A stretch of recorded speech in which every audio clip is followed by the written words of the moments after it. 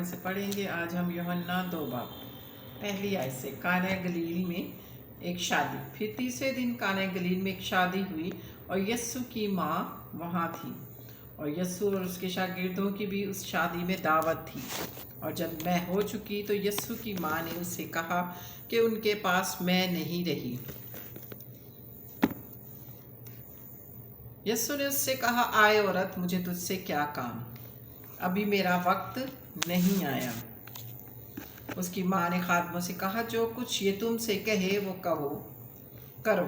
हाँ, वहाँ यहूदियों की तहारत के दस्तूर के मुआफिक पत्थर के 6 मटके रखे थे, उनमें 2-2, 3-3 मन की गुंजाइश थी। यीशु ने उससे कहा, मटकों में पानी भर दो।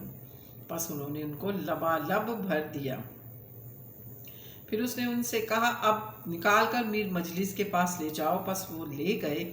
जब मीर मजलिस ने वो पानी चखा जो मैं बन चुका था और जानता ना था कि ये कहाँ से आई है, मगर खादिम जिन्होंने पानी भरा था जानते थे, तो मीर मजलिस ने दुल्हा को बुलाकर उससे कहा, हर शख्स पहले अच्छी मैं पेश करता है और नाकिस उस वक्त जब पी कर चख गए, मगर तूने अच्छी मैं अब तक रख छोड़ी थी। ये पहला मौजज़ा यस्सु ने काना गलील में दिखाकर अपना जलाल जाहिर किया और उसके शागिर्द उस पर ईमान लाए। इसके बाद वो और उसकी माँ और भाई उसके शागिर्द कुफरनहूम को गए और वहाँ चंद रोज़ रहे। यस्सु हैकल में जाता है।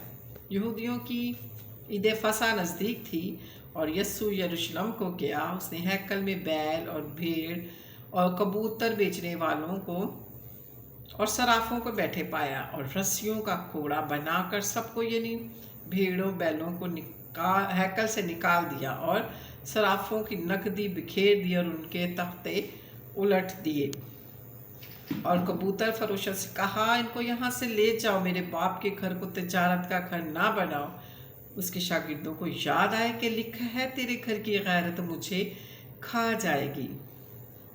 बस यहूदियों ने जवाब में उससे कहा, तू जो इन कामों को करता है हमें कौन सा निशान दिखाता है? यस्सु ने जवाब में उनसे कहा, इस मकदस को ढा दो तो मैं इसे 3 दिन में खड़ा कर दूंगा। यहूदियों ने कहा, 46 बरस में ये मकदस बना है और क्या तू उसे 3 दिन में खड़ा कर देगा?